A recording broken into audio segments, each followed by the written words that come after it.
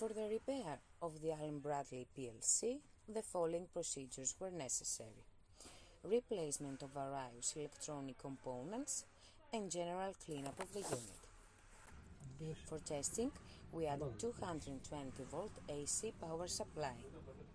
As we turn on the power supply, the unit reacts accordingly, and we can see the LCD screen of the unit lighting up. No further testing is possible due to lack of additional unit, as we are not able to access the unit program.